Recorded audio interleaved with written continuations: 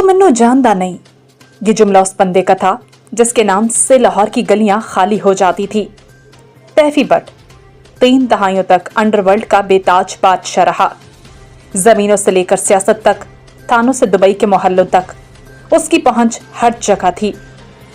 लोग कहते थे जिथे तैफी दा नाम आ जाए उथे कानून भी सोच के बोलदा है।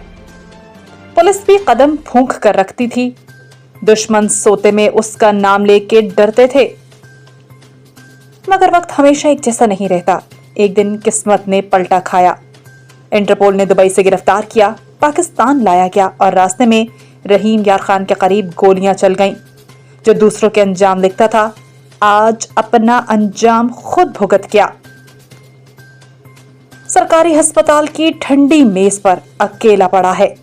न गार्ड, न बंदूक, न काफला, बस एक सबक छोड़ गया कि वक्त सबसे बड़ा डॉन है।